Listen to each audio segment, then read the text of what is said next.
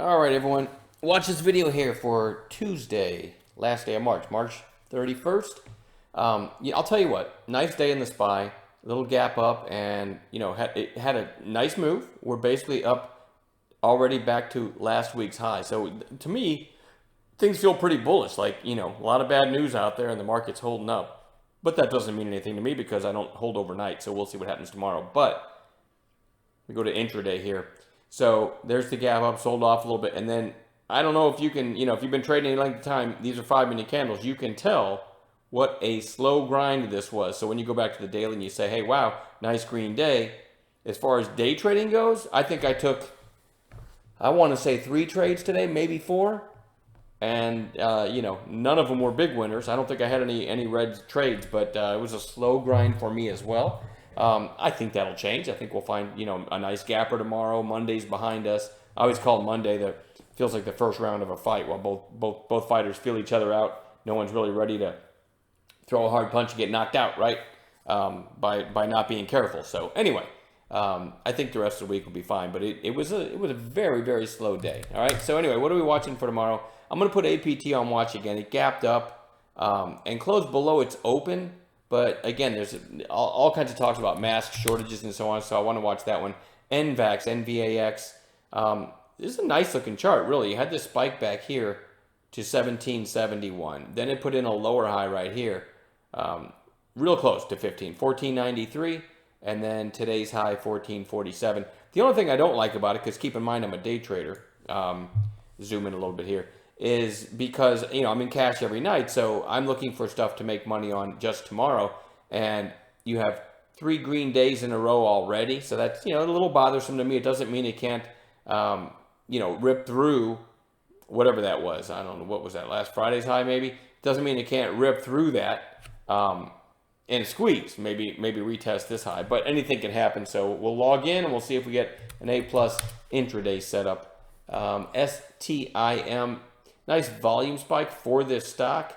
Went from 147 to 228-ish. And a fairly strong close. So we're going to watch that for a follow-through day tomorrow. Tilray. I don't love this chart, but at the same time, you had a nice pop back here that kind of started the bottoming process. Then a little flag, and then a really nice kind of 2.5-day run. And now you just got one red day. But it is back down near the 8-day. If you switch to 15-minute candles, and pan out a little bit here, you can, here's the big move, and now you've got a partial retracement. For some reason, when you switch to daily, I'll zoom in now, when you switch to the daily, it looks like, okay, you had this nice little 3-day run, and we're back to reality, and all the pot stocks are headed back to zero, or whatever everyone thinks. But you do only have the one red day, so it feels a little bit like this has more downside again, and it might, right? But it doesn't matter to me, because I won't take a trade unless I get a low-risk setup. What I'm thinking is, hopefully a narrow range for the first, for most of the day, really in an afternoon high of day break, you could get a little mini short covering bounce. So anyway, that's kind of what I'm thinking on Tilray. PMT, again, you had a nice 2-day run, now 2 days lower on declining volume, back down to the 8-day, so we're going to watch that one. Kind of like Tilray. Boeing, massive move from under 100 to, where did it top out here? 186 in about, 3 or 4 sessions. Now we've got 2 days lower, but a bit of a bottoming tail too. So Boeing is on bounce watch. That's BA. OMI, nice breakout today. Closing well off its highs, but still big volume day. Wayne made a great call in this one, by the way. Right there over that opening 5-minute candle. Right over it topped out, opened and topped out at the half. We love half number inflection points. He called that through 750. And I don't know, 7-8 minutes later, it's up over $1. Really, really nice call by Wayne. And it held up pretty well, so we're going to watch that one tomorrow. Pan out a little bit here. You kind of see it there. All right, OMI. ECOR, ECOR.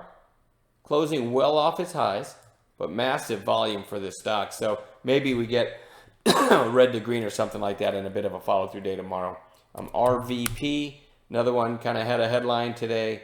Over 4 million shares traded. Closed, up at resistance on the chart. So it did give back a lot of its run, but it also, you could argue, held up really well. So definitely worth watching tomorrow. And lastly, PSTI, another big volume stock that really ripped, but then gave back a lot of it. So see kind of a theme here. This is a pretty short list.